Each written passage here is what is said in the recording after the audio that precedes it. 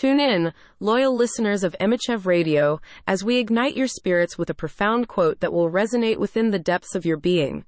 Remember, each day offers an abundance of opportunities for growth and transformation. Embrace the challenges that come your way, for they are the catalysts that mold you into a stronger and wiser individual. Embrace the beauty that life has to offer, and let your heart overflow with gratitude. Keep listening, dear friends, as Emmachev Radio continues to uplift and inspire you on your extraordinary journey.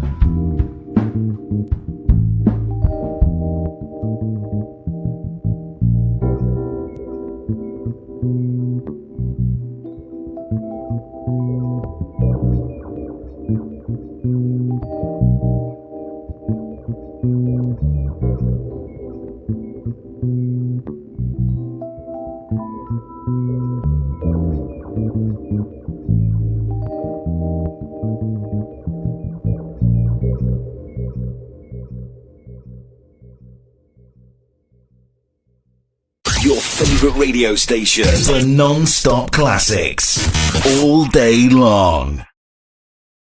In the fast-paced world of fuel retail, staying ahead of the curve is essential. Say goodbye to manual challenges and legacy system limitations. Rockeye Smart Station empowers you to overcome obstacles and embrace a new era of fuel station management. With Rockeye, you gain complete control of your operations, optimize workflows, and unlock new levels of productivity. Join the future of fuel retail and EV charging with Rockeye Smart Station. For more information, send an email to rockeye@emmachev.com.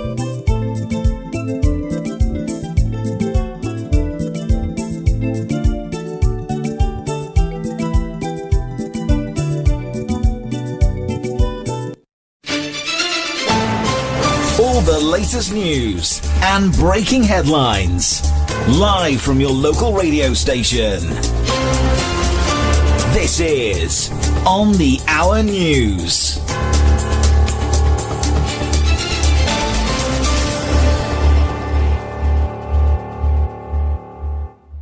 Hello and welcome to Emmachev Radio News. Here's a summary of today's top stories. Big news out of Sudan. The Sudanese army has retaken the presidential palace in Khartoum. It's a big symbolic victory over the rapid support forces in this ongoing civil war. We've seen videos online of soldiers inside the damaged building. Wow, that's significant. Sounds like a turning point, maybe? The palace was the last stronghold held by the RSF in Khartoum, right? That's what we're hearing? Shifting gears now, there's been a coup in Tigray, and tensions are rising between Ethiopia and Eritrea. The interim leader has fled, and a rival faction has taken control. Ethiopian troops are moving towards the Eritrean border. People on the ground are worried about another war breaking out. That region has seen so much conflict already. It's a terrible situation. Absolutely. On to sports now. Wales takes on Kazakhstan in a World Cup qualifier tonight. It should be an interesting match, even though Wales is heavily favored. Yeah, but as they say, that's why they play the game. Anything can happen. Should be good entertainment. Kickoff is at 7:45 p.m. in Greenwich Mean Time. Finally, some tech news. Meta has agreed to stop using personalized ads for a UK citizen after a privacy case settlement. This could have implications for millions of social media users. And get this, Meta is thinking about charging UK users for ad-free versions of Facebook and Instagram. So pay to play or pay to not play? Interesting strategy. Could be a sign of things to come. Thanks for listening to Emmachev Radio News. We'll be back with more updates soon.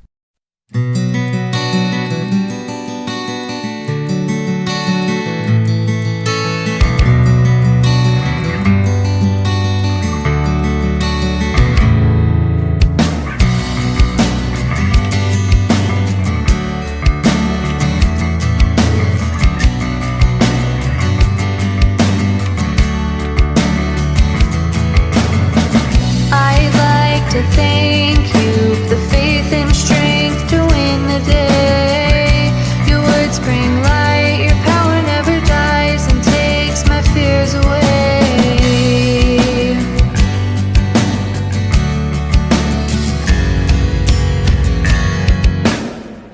It's not the hardest thing to do. How can I question you?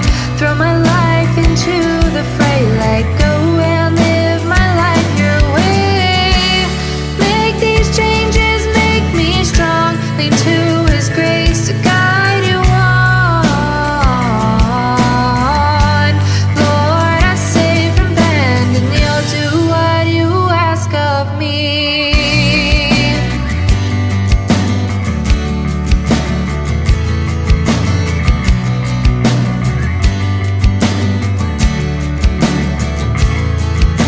Swing these dreams to make me see and believe what you've got coming. Is it worth our time to fight your right to ask me to obey?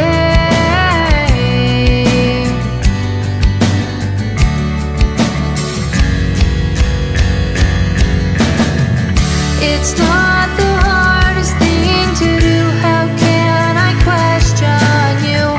Throw my life into the fray, let go and live my life your way. Make these changes, make me strong. Lean to His grace to guide you on.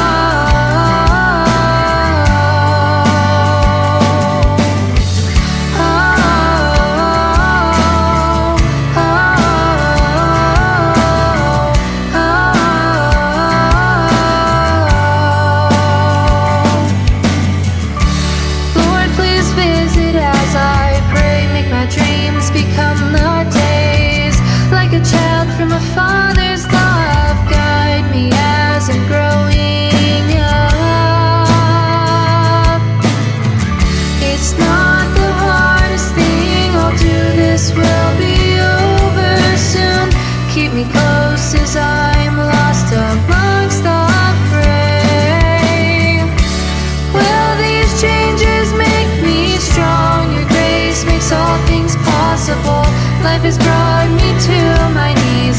God of heaven, please believe I'll do what you ask of me.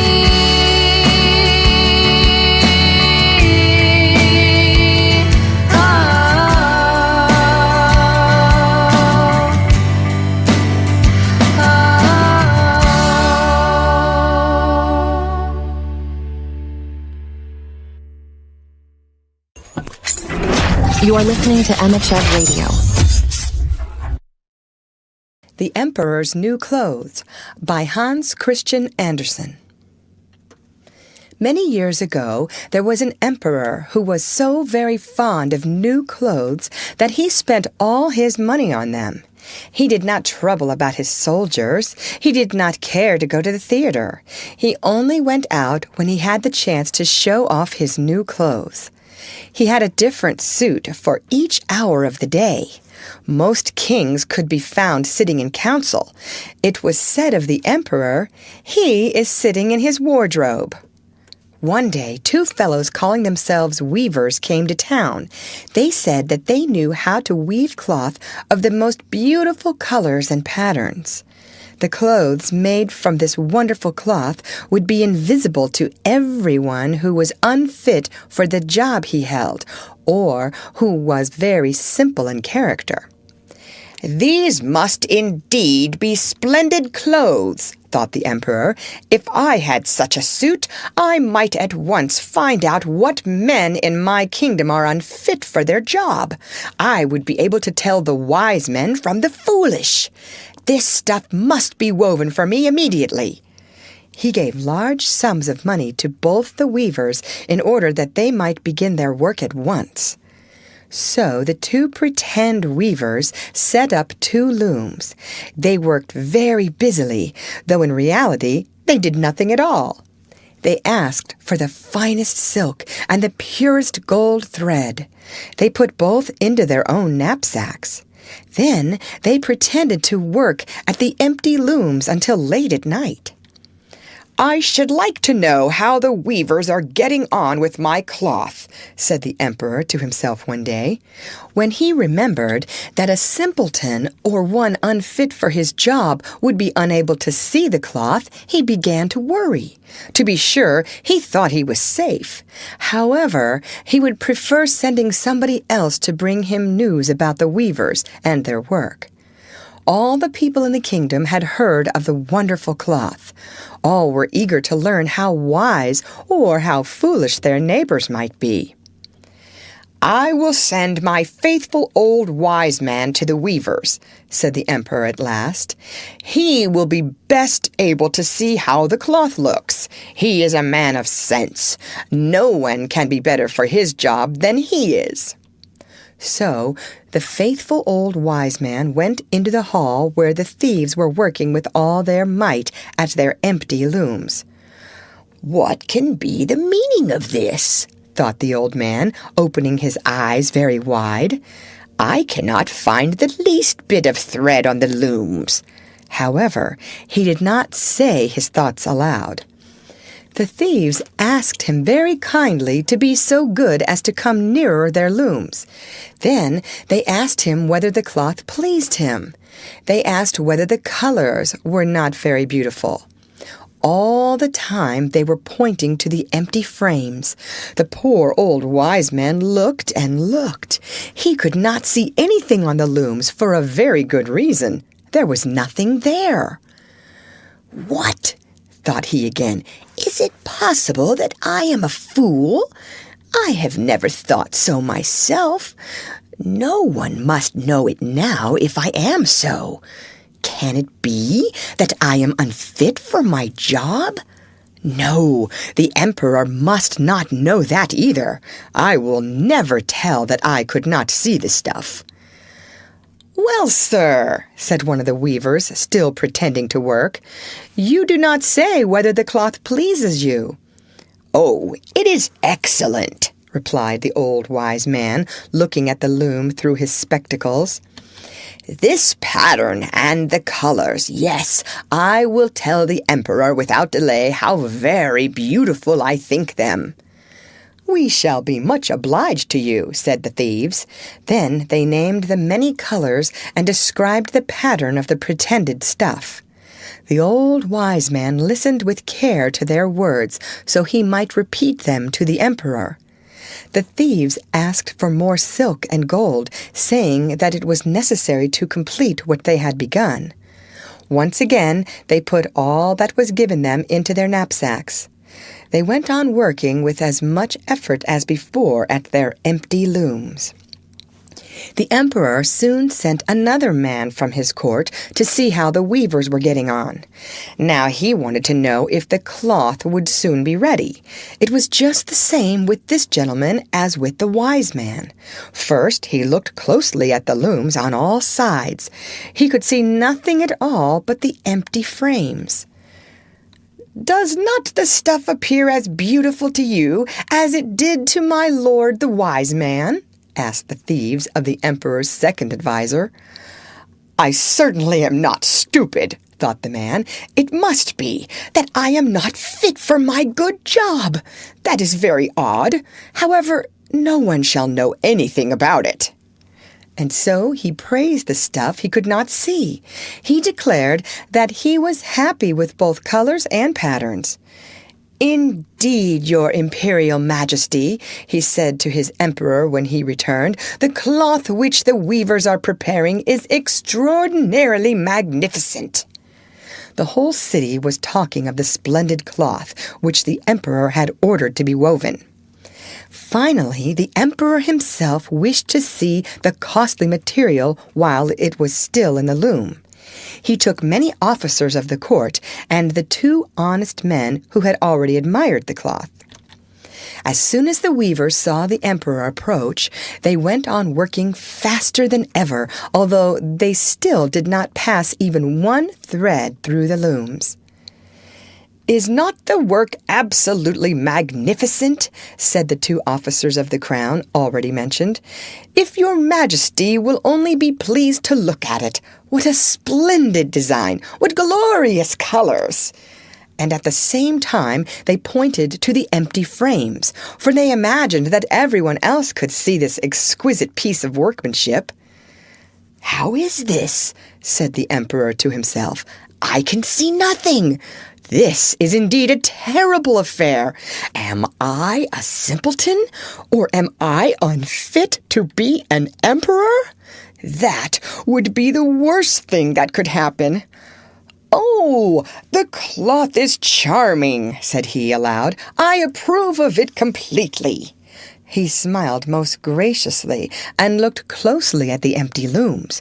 No way would he say that he could not see what 2 of his advisers had praised so much. Everyone with the emperor now strained his or her eyes, hoping to discover something on the looms, but they could see no more than the others. Nevertheless, they all exclaimed, "Oh, how beautiful!" and advised His Majesty to have some new clothes made from this splendid material for the parade that was planned. "Magnificent! Charming! Excellent!" was called out on all sides. Everyone was very cheerful. The emperor was pleased. He presented the weavers with the emblem of an order of knighthood. The thieves sat up the whole of the night before the day on which the parade was to take place. They had 16 lights burning, so that everyone might see how anxious they were to finish the emperor's new suit. They pretended to roll the cloth off the looms.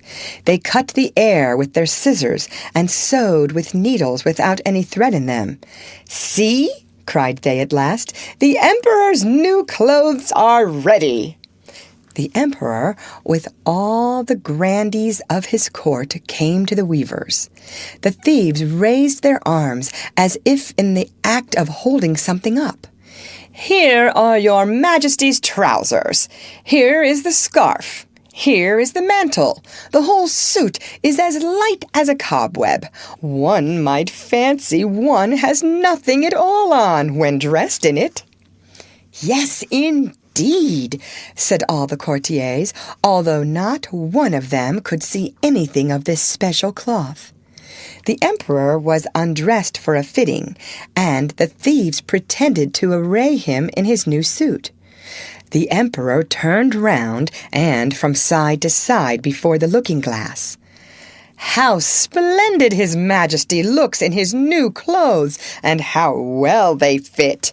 Everyone cried out, "What a design! What colors! These are indeed royal robes!" "I am quite ready," said the emperor. He appeared to be examining his handsome suit. The lords of the bedchamber, who were to carry His Majesty's train, felt about on the ground as if they were lifting up the ends of the mantle. Then they pretended to be carrying something, for they would by no means want to appear foolish or not fit for their jobs.